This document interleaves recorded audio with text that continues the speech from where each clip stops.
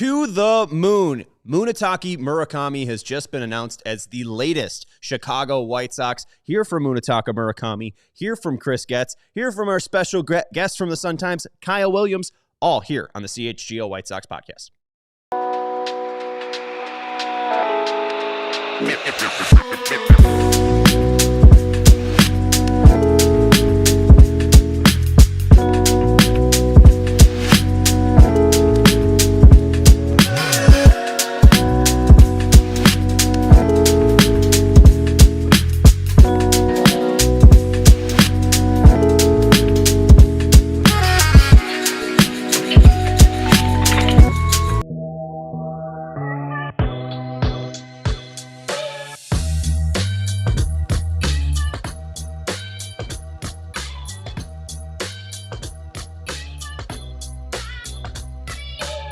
Yo, welcome to the CHGO White Sox podcast, coming to you live from Studio West of our CHGO offices here in the West Loop of Chicago. I'm your host, Sean Anderson, joined today by Kyle Williams of the Sun-Times. You can follow him at K_Williams Media. You can read his work over at ChicagoSunTimes.com. What's your actual website? Is it Suntimes.com? Suntimes.com, yeah. Okay, Suntimes.com. Yeah. Chicago.suntimes.com. It's something. Just type in Suntimes. Yeah, Chicago.suntimes.com. There's not another Suntimes. Don't worry. We had to read our store like URL, and I think I read it 3 different times. So if it's keeping URL straight, we won't be keeping our job. Make sure you hit that thumbs up button. Make sure you subscribe to the CHGO Sports YouTube channel. You could read Kyle's work over at the Sun-Times. He posted an article today about our topic, Munetaka Murakami being announced at Wright Field as the latest White Sox signing. Hit that thumbs up button if you haven't already. And Canned Beans is kind of echoing what I feel as well. It still feels like a dream. Let's take the temperature with our friends over at Four Seasons. For all the right reasons, call 866-4SEASONS. Visit fourseasonsheatingcooling.com for all your money-saving coupons and ways to save money with our friends over at Four Seasons. Four Seasons Heating, Air Conditioning, Plumbing, and Electric. Let's take the temperature because this was the most important moment that you need to see. Munetaka Murakami with his first words to the Chicago media, and they were very, very, very poignant. Chloe, feel free to play the Go White Sox clip as Munetaka Murakami made himself a ton of fans in Chicago today. Hello, my name is Munetaka Murakami. White Sox Nation, you guys in my heart. White Sox. Yeah. Props. He's like the Japanese Carrot Top. This is fantastic. What was it like being at that press conference today? What was it like meeting Munetaka Murakami? There was a solid Japanese contingent there. Hasn't happened since 2012 when Fukudome was a White Sox player. So you walk into the press area and you just notice, there's a lot of cameras and people here. But he seems like a very personable dude. He seems like he's a very confident individual in his abilities and what he's not good at. But he kind of has that personality that's similar in a way to Shota, in they're just going to be themselves and it's going to come across even through the language barrier. You saw him hold up the sock and everything. But no, it was a cool moment to see him kind of he said it was his dream to play in the majors and just kind of, sign that contract and finish part 1 of that journey. Yeah, and we're going to play the MLB Dreams part in a second because I thought that was the best quote from Munetaka Murakami there. But you mentioned it. Last Japanese player to play for the White Sox since Kosuke Fukudome, and I didn't realize when I brought up Fukudome's name and Tadahito Oguchi's name and Shingo Takatsu's name, that's the list. Yeah. That those are the 3 White Sox players that have been Japanese to make the major league team. So this is a very huge signing. And you talk about the Japanese contingency that was there. Chloe, I think we have one graphic showing Murakami's Instagram stories compared to the White Sox Instagram followers. And this kind of shows you the cachet that Murakami has. The White Sox have 70.7 thousand followers on Instagram. Murakami by himself has 86.5. So he has about 16.5 thousand more followers than the team alone. Yeah. I don't think we can understand how big Murakami is as a star. How have you been able to understand his stardom and his prowess? I guess I'll start with he's a 2-time MVP. Mm-hmm. So with that gravitas alone, he broke the home run record, I believe, at 22.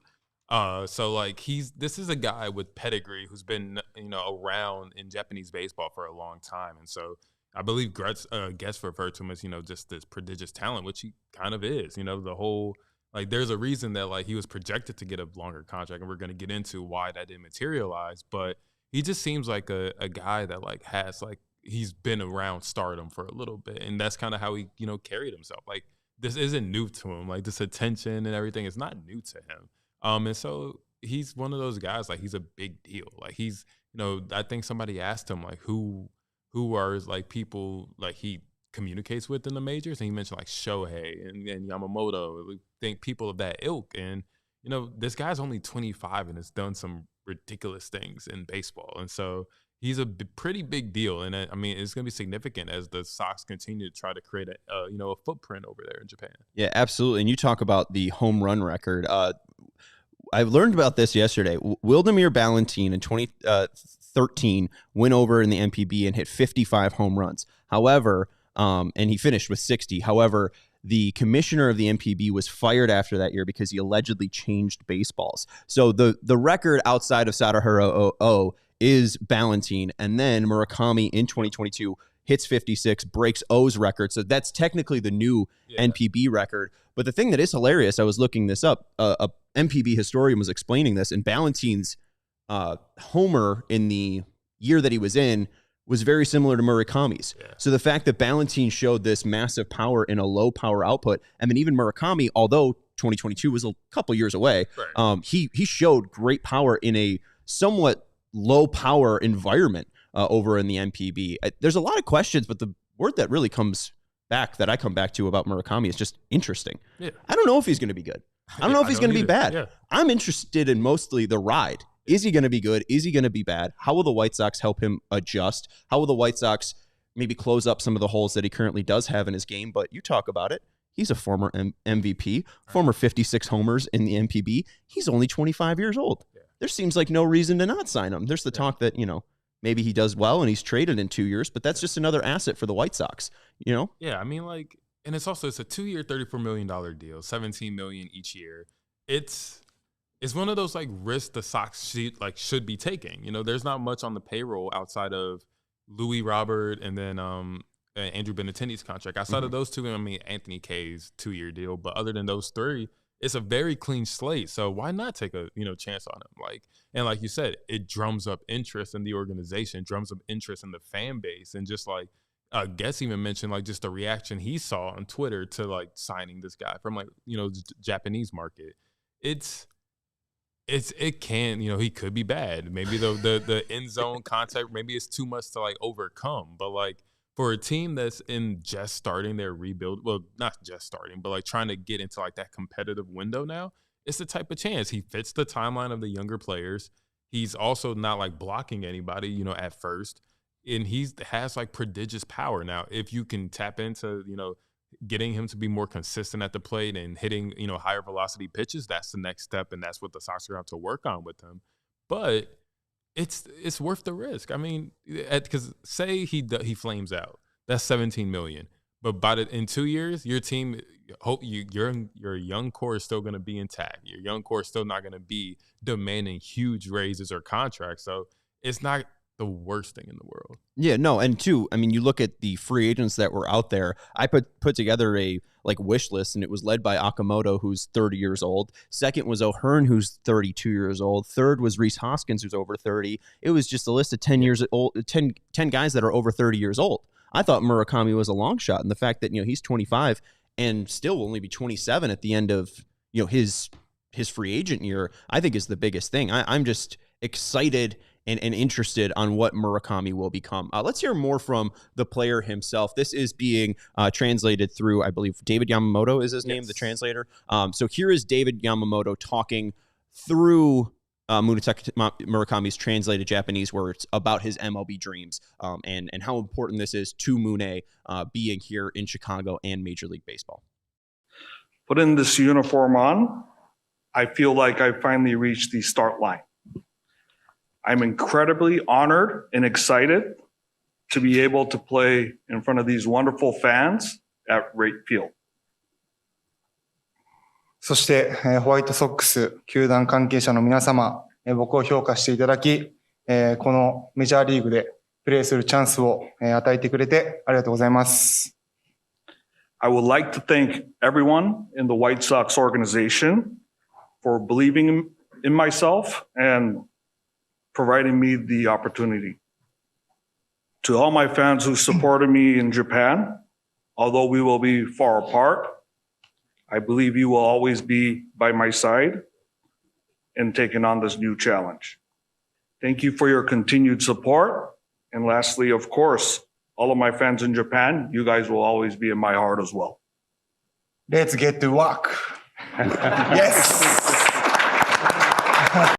It's incredibly exciting for him, too, to see him try to speak English. I mean, not blaming these players, and even Robert himself has grown to learn and to be more comfortable speaking English. But Robert coming over really wasn't able to immediately reach out to the fan base because of a language barrier. Although it is, basic English, Murakami is trying. And I think it shows, again, his viewpoint. This wasn't about being the best player of the MPB. This wasn't about being the Babe Ruth of the MPB. He saw Ohtani, Suzuki. I'm going to talk about Yoshida in a little bit. Suzuki obviously make homes in Major League Baseball and become stars. So I'm excited that he said, this is just the start line. Yeah. Right. That makes me a little bit more meatball-y, where if this kid is going to be putting in the work, he is only 25 and he had this much success at MPB. What is the true ceiling for him? The thing that stood out to me, he bought in. He said he wants to be a Chicago White Sox. He's bought into the vision that Chris Getz and the organization has laid out for him. And he wants to be here. Somebody asked him about the reputation of losing that preceded him, and he said, that's in the past. I'm looking to the future, which, is one of those that's just a, great fodder for the fan base. But I think it's real in that somebody wanted to be here that's of a certain caliber for the White Sox. Somebody wanted to be in Chicago for them. And so Chris Getz and his organization should be, taking solace in that. But like you said, he's only 25. He has the confidence that he's going to be able to make those necessary changes with his swing. Defensively, he's going to be a really work in progress, but he seems to be, diligent about it. Him and his representation have worked on that a lot.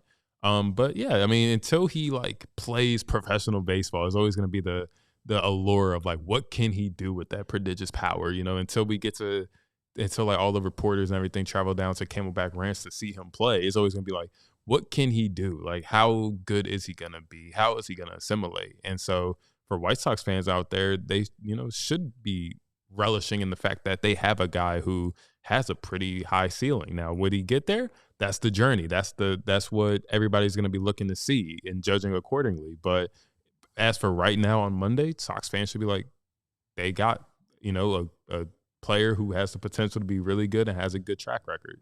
Absolutely. And two, a player that is already ingratiating himself to the city. The White Sox did announce that Munetaka Murakami will donate $100 grocery gift cards to 100 Chicago families served by St. James Food Pantry, and Mune also donating $10,000 to the food pantry to help Chicago. And so I think it's mainly just a great PR stint for the White Sox too. You get to attract new people from Japan to bring, the sport a little bit more globally, right? Japan is such a huge market that does feel untapped. You're going to be bringing Japanese media, Japanese fans to the ballpark. But also, again, it's we'll get to David Keller in a second, but the fact that he said in around September, we're hiring an MPB scout. We're trying to expand what we do in the East Asian markets.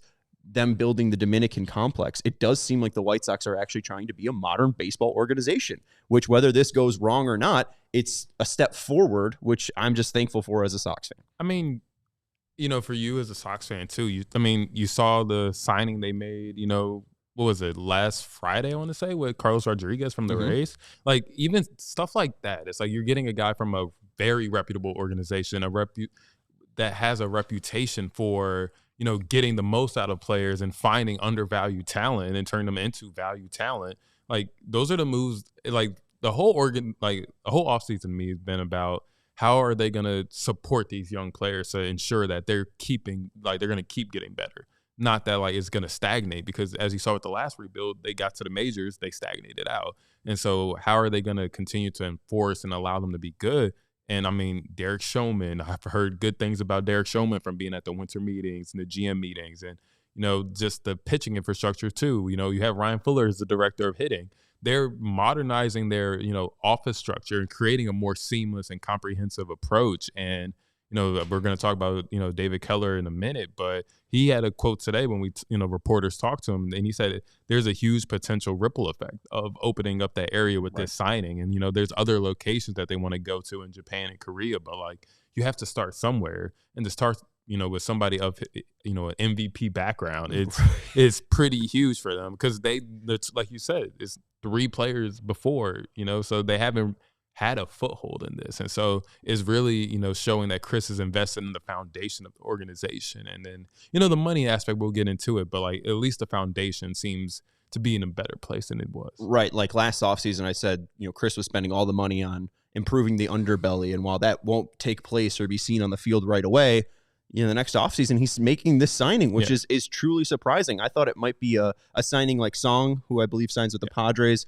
maybe more of like a $10 million deal spread over 3 years. Okamoto seemed a little less cheaper. I'm surprised they went out and got the big fish. You know, Ryan says, does this possibly change the perception of free agents that the Sox are on the upswing and potential place to sound down the line? We'll hear Chris Getz' thoughts on that in a second, but at least for the Japanese market, absolutely, because now you have somebody who can go back to other Japanese players and say, this was my experience. The White Sox are no longer rookies in this. The White Sox have Japanese players and are developing their reputation on the global stage. So it's good that the White Sox are just taking this step forward. We're going to take a break here on the CHGO White Sox podcast. We'll talk more about Chris Getz in a second. I have some comparisons between players that have played in Nippon Baseball League and then moved over to Major League Baseball. The main comparisons being Seiya Suzuki and Masataka Yoshida.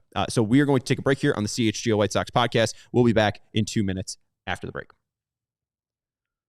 We want to let you know about our friends over at Sunnyside Cannabis Dispensary. Our friends at Sunnyside Dispensary are here to elevate your football season. Sunnyside is your home for judgment-free shopping. They have a crazy selection of over 100 different strains to choose from with easy online ordering and in-store pickup so you can get in and out. They have spots as far south as Champaign and as far north as South Beloit. So stop into the store nearest you for expert guidance from their staff. Their staff is incredibly knowledgeable and helpful. So if it's your first time imbibing, you can ask them which strains would work best for you, which ways to imbibe would be best for you. Wherever you are in Illinois, Sunnyside has a location for you. Go check them out at sunnyside.shop. Enter promo code HICHGO at checkout to qualify. For returning customers, use code CHGO50. Exclusions do apply. Sunnyside Dispensary, Bright Buys every day, only for 21 plus or Illinois medical card holders. We also want to let you know about our friends over at Eye on the Ball. Our pals Dave and Chris started Eye on the Ball with the idea of connecting coaches with athletes. Athletes, here's a question. Are you serious about leveling up your game?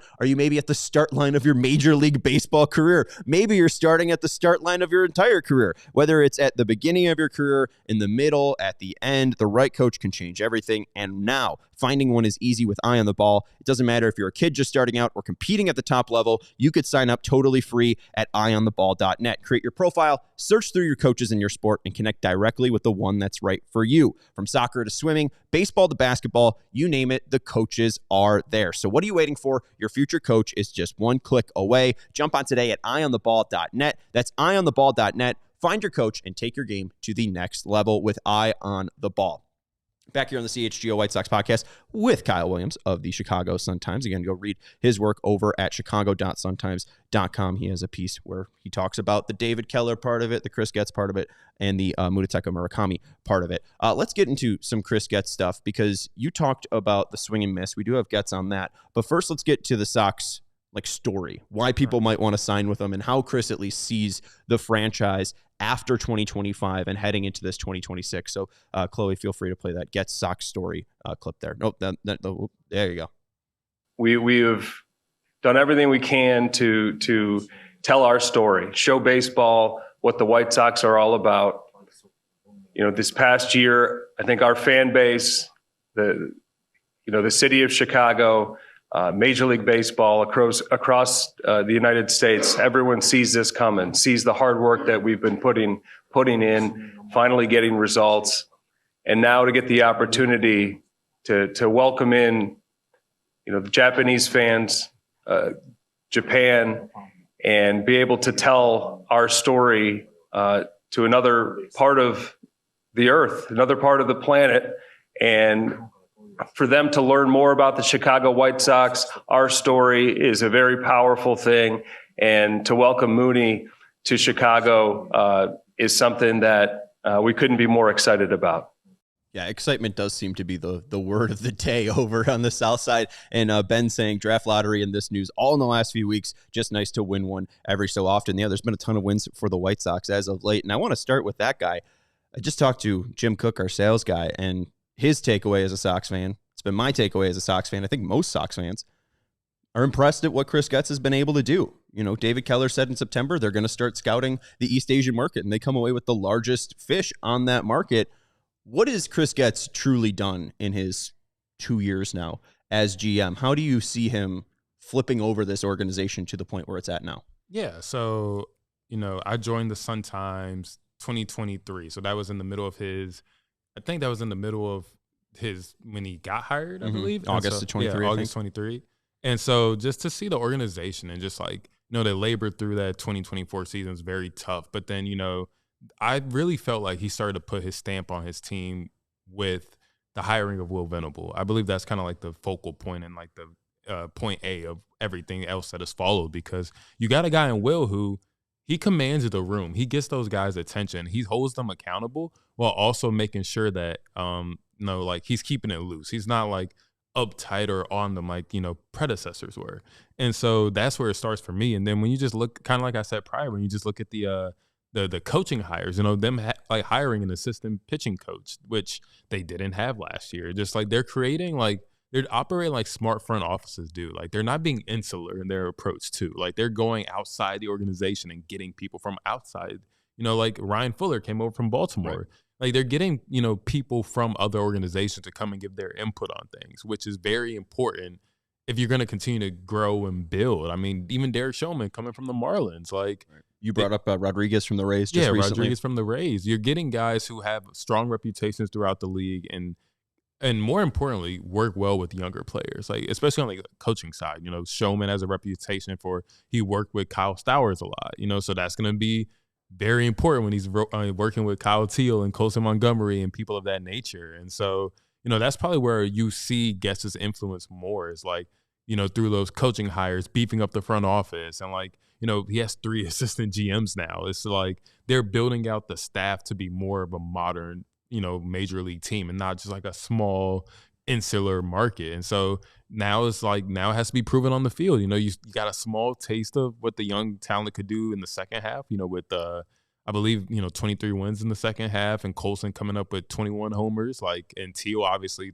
throughout, you know, ever since he had got called up. But now it's going to be interesting to see if they can take that step forward because, like, the AL Central is not theirs yet, but it's also not like a division ripe with teams that are going to be, you know, like the Tigers may or may not trade their best player. Like the Guardians, you know, had an impressive end to the season, but they aren't overwhelming with talent. This isn't, you know, the NL West, for example. Like, I'm not saying that they're going to be in it to win, you know, the AL Central next year, but they should be competitive. Especially signing Murakami.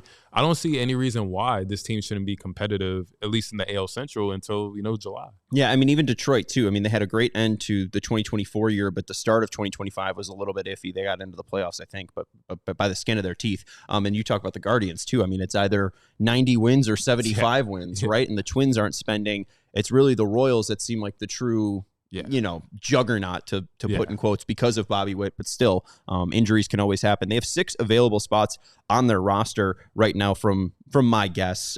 They could sign a right fielder, probably 1 more bench bat, 3 more relievers and a starter as well, sitting around $78 million. If you want to include the $6 million that they just sent over in posting fees for Murakami, maybe around $84 million. But the big thing that sticks out, you talked about the youth. You talked about Showman working with those young kids in Miami. I think Andrew Benintendi right now is the only player over 30 years old. He might be, yeah. Robert's closing in on 29, but still, he's under 30. Man, I didn't even think about that. That's the one thing that I saw from last year, once Colson was up, once Kyle Teal was up, was the excitement. And I think Murakami's going to add to that. And Murakami seems like he deals with a lot of pressure being the Babe Ruth of his high school, right? And being the 2-time MVP, being the 9th offensive winner in NPB history for the Triple Crown. He's the 3rd player in NPB history to win the Triple Crown under 30 years old. The other 2 were 29-year-olds. He did it at 22, right? Like, I think he felt a lot of pressure, and I was watching a lot of World Baseball Classic stuff. And even in the beginning of the series, when they were playing China, South Korea, Australia, the narrative when Murakami was coming to the plate was, oh, he's tense. He's feeling all of the pressure. He's batting behind Shohei Ohtani, and as a 23-year-old, he has to deliver. Coming to Chicago, where the lights won't be that bright, he's playing with some young players that are around a similar age. Kyle Teal and Colson Montgomery play fairly loose. I'm just excited to see how excited they are, because I think that this is a team that doesn't have any expectations, right, can hit a ton of home runs.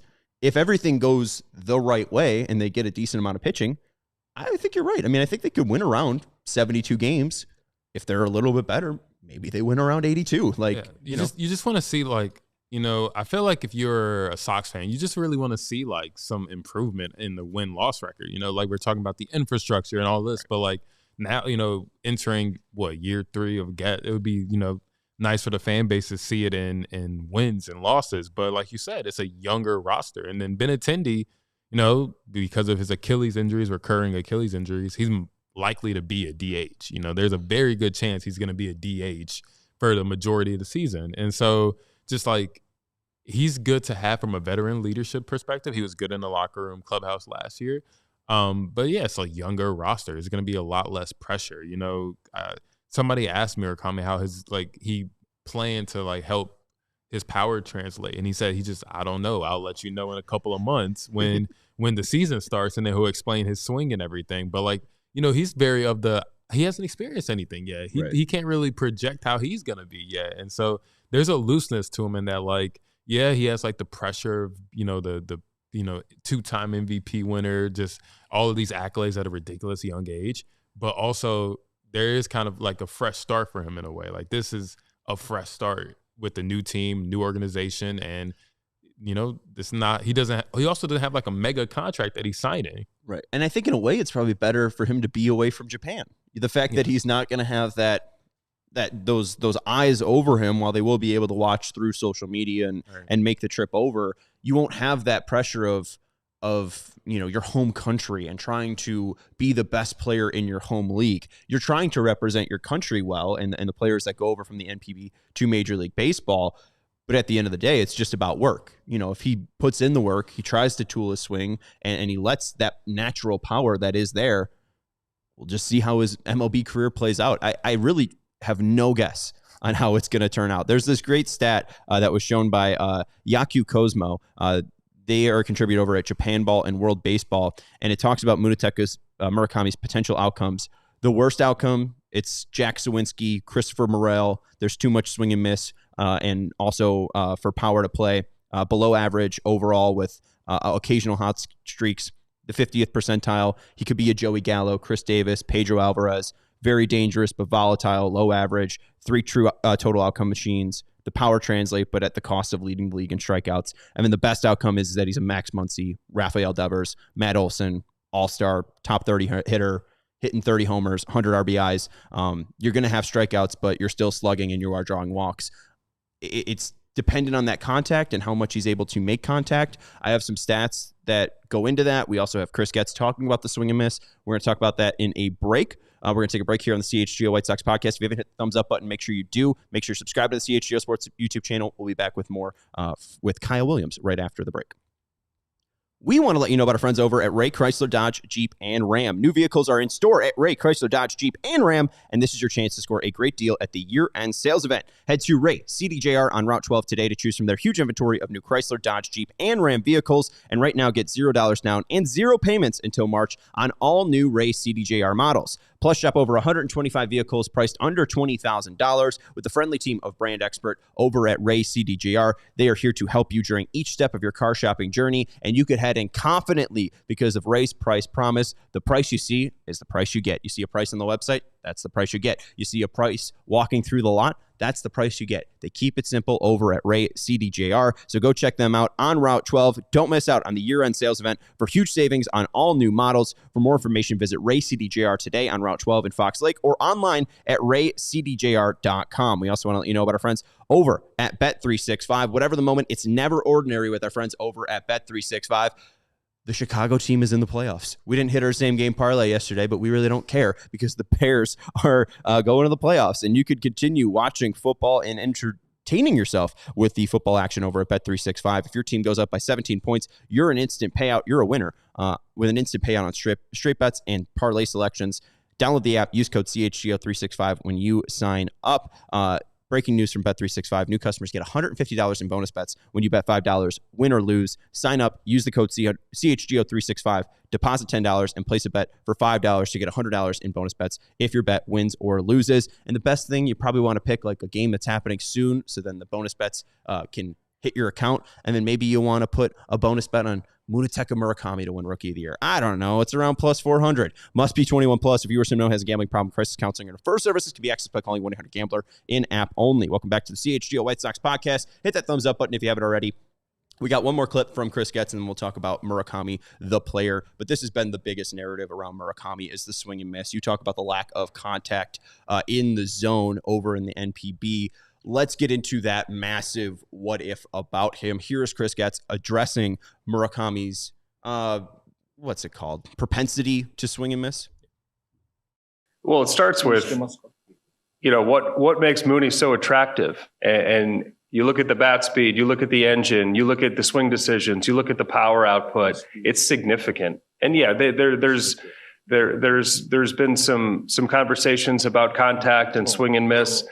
Oftentimes, swing and miss comes with a lot of the power.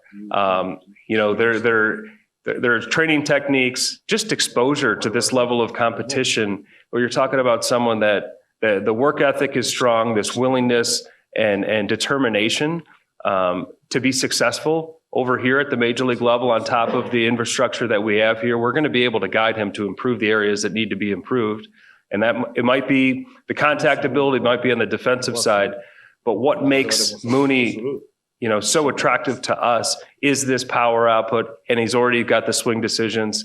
And we're talking about a guy that's got some real firepower in the engine that makes Mooney so special. So we look forward to getting to work.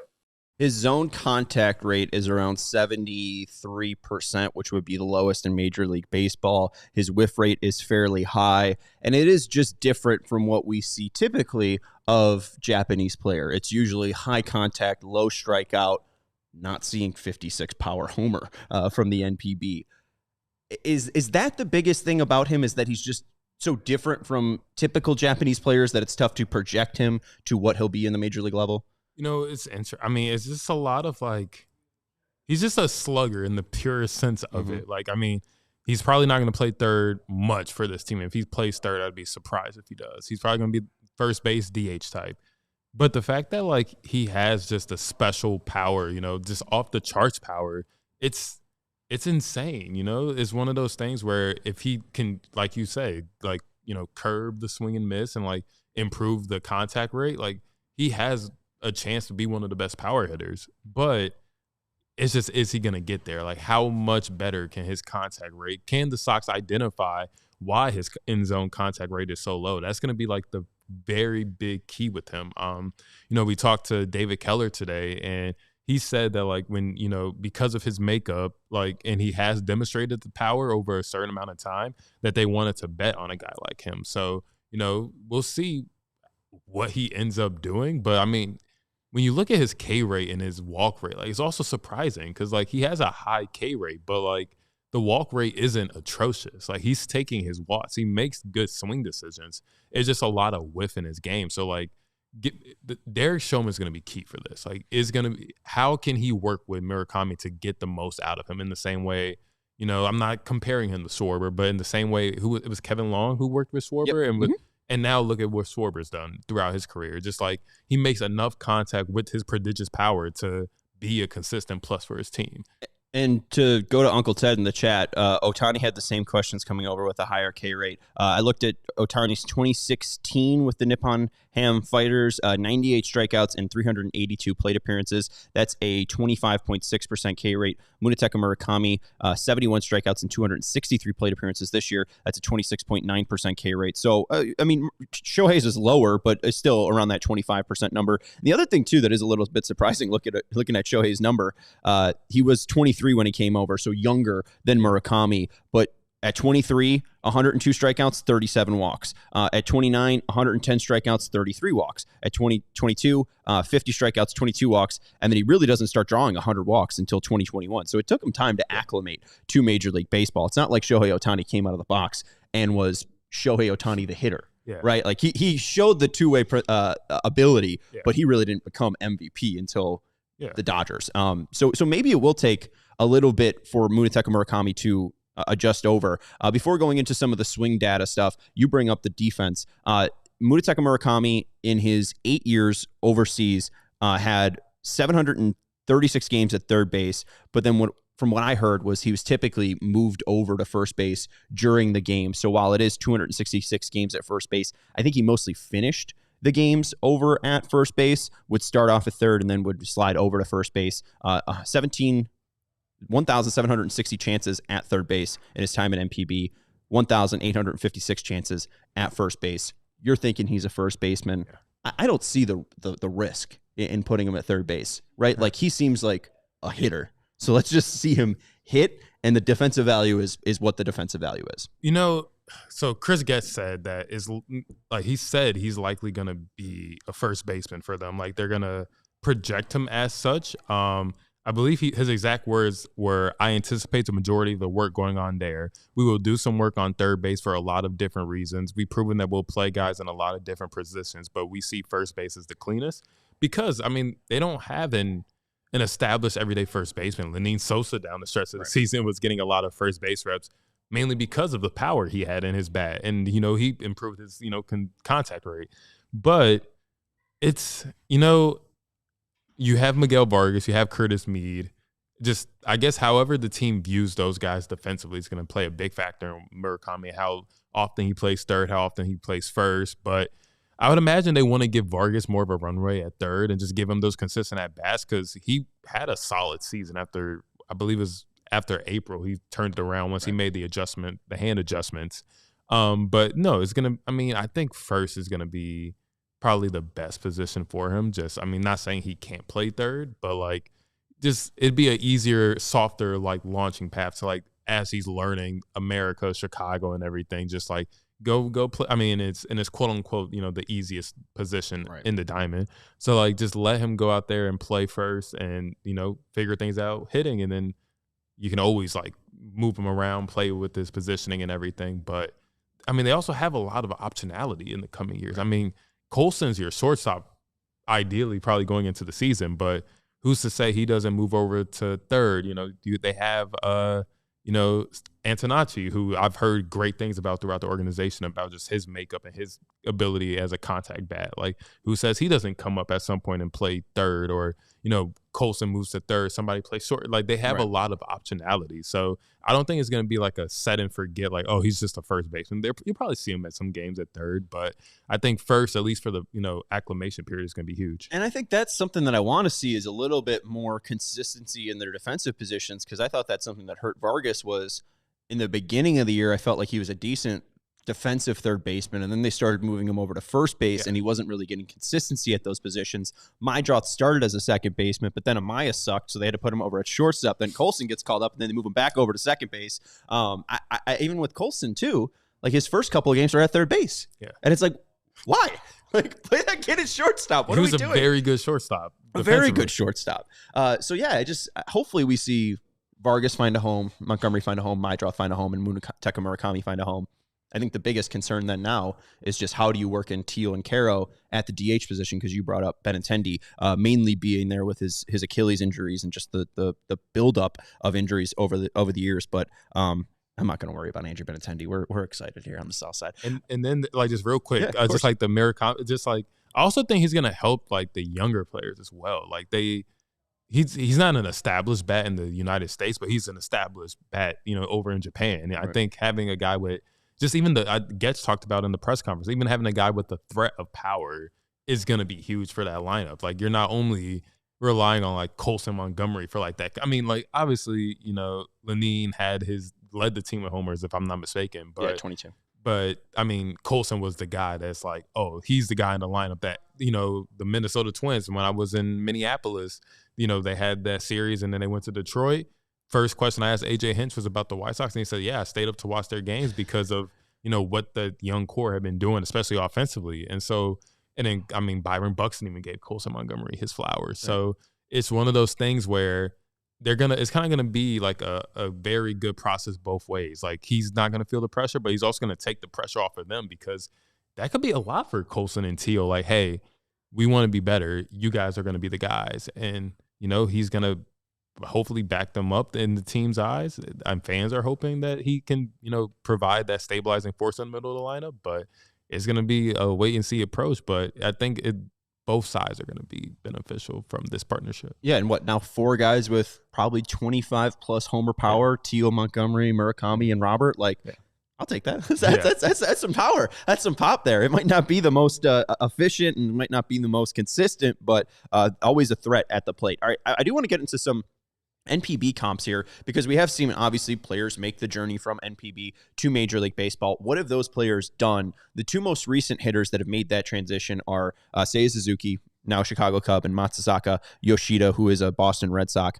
In the first 3 years before Suzuki came over to Major League Baseball, 16.8 walk percent to a 13.2 K percent, 178 weighted runs created plus, 28 homers, 565 slug, 2022, 14 walk rate, 14.2% K rate, 158 weighted runs created plus, 454 slug. In 2021, 16.3 walk rate, 16.5 K rate, 195 weighted runs created plus, 38 homers, a 639 slug. Murakami, in his last year, this most recent one, compared to that Suzuki number, a 14.3 walk rate compared to Suzuki's 16.3, a 28.8 or 28.6% K rate compared to Suzuki's 16.5 K rate, a 211 weighted runs created plus to Suzuki's 195, 22 homers, but that's only in 56 games for Murakami to Suzuki's 38, and then a 633 slugging percentage for Murakami, 639 for Suzuki. And Suzuki has grown into his power as the years have come on. But even then, 2022, a 9.5 K walk rate for Suzuki, a 24.7% K rate. So you see about an 8% jump in his K rate and, about a 5-ish, maybe 6-ish% dip in his walk rate. But still, a 118 weighted runs created plus hitter, 14 home runs, a 433 slugging percentage. He saw his slugging percentage go up from 2023 to 2024, 485 to 482. He has seen the K percent rise from 24.7 to 27.4, but his walk rate's also risen from 9.4 to 10.8. He went from a 118 weighted runs created plus in 2022 to 137 in 2024. So Suzuki kind of showing adaptability, where Yoshida, very good hitter, last year in the MPB, 202 weighted runs created plus, a 561 slugging percentage, but he's really struggled. Went from a 111 weighted runs created plus in 2023 in his first year in Major League Baseball down to an 88 weighted runs created plus.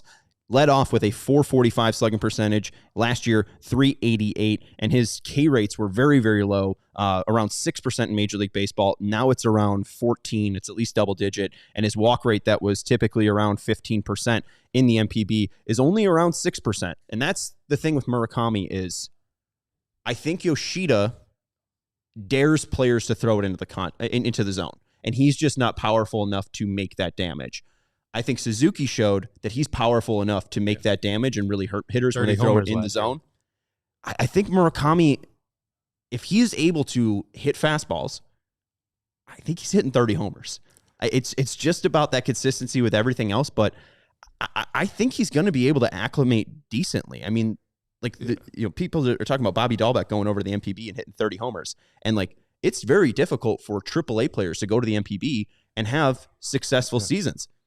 It's not, uncommon for MPB players to make the jump to MLB and be above average hitters when they were, 211 weighted runs created plus hitters in Japan. Yeah, like I would say the big question mark also, aside from his defensive concerns, how does he handle velocity? Because he didn't see that much, of 94, 95, 96 fastballs that he will see in the majors. And so how does he handle is he able to turn on the fastballs in the zone and take them out of the yard? Because that's always going to be the key. And like staying, I can almost hear it in my head, but Venable just staying on top of fastballs, being aggressive on fastballs. Like it's like indebted in my head at this point, but he's going to have to show he can hit those fastballs. I mean, and they're going to challenge him. Pitchers will challenge him until he makes them, change his ways. And so curbing his whiff rate, curbing his, chase rate a little bit is going to be key, but also just like, how does he handle velocity? Is he going to be a guy who's better at hitting fastballs because he's seen it more regularly, and the more he's exposed to it, the, more reliable he becomes against it. But, he's one, I go back to what I said at the beginning.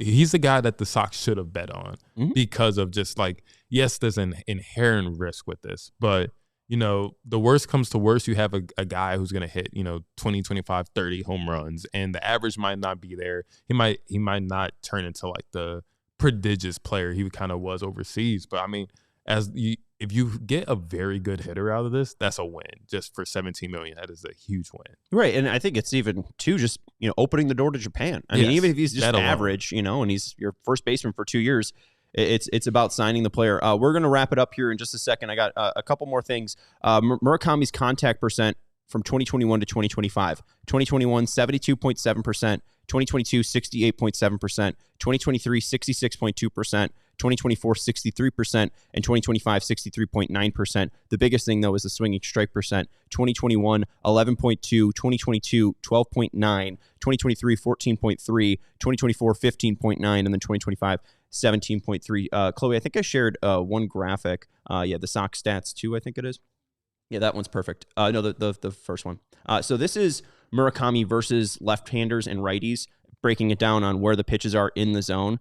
And this is his 25 year. The one thing that sticks out mainly to me is on the overall one, the top bar, you could see weighted on base contact. People like to call it Wobacon. You could see the fastball Wobacon being, I think it's 663. He hadn't had a weighted on base average when you're taking and just putting the ball into contact. So that's fly ball outs, outs that are in play, hits, and then home runs. Like, what's your weighted on base average when you make contact? That fastball number mirrors his 2022 years. So I think that player from 2022 is still in there.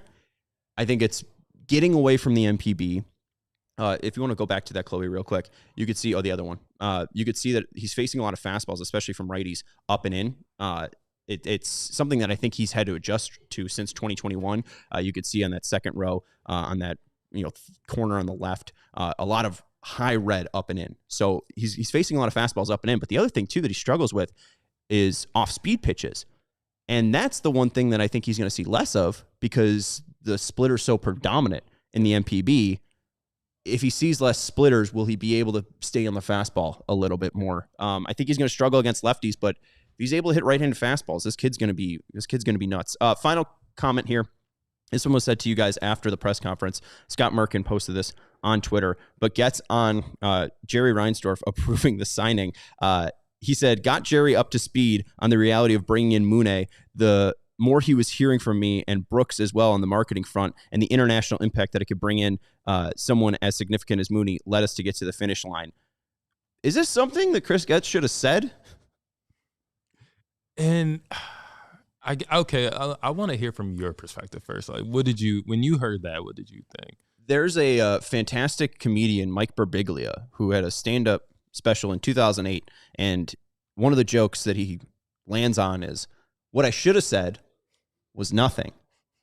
I don't know if I think he should have just said Jerry's excited.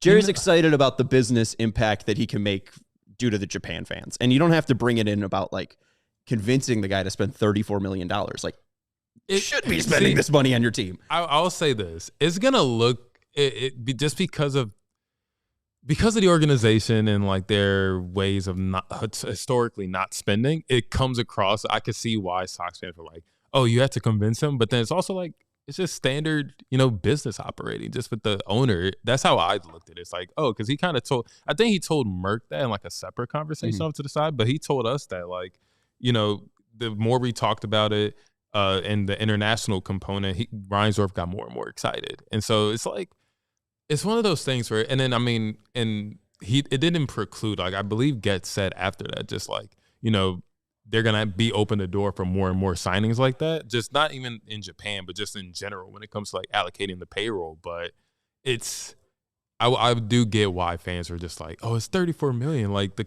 Dodgers rip off $34 million in a day. But then it's also just like, every fan knows that he probably had to go to Jerry first and just like, hey, this is what we're going to do. Right. And I wonder more too, if it was just a tighter competition, if they had to go to like 20 million per year, right, and just give $6 million more, would that have precluded them, right? It seems like the reason Murakami landed here was because it was the right fit, because it was the right market, because it played out to the White Sox way. If it doesn't play out to the White Sox way, is Jerry convinced to go to that 20 million AAV rather than the 17 million AAV?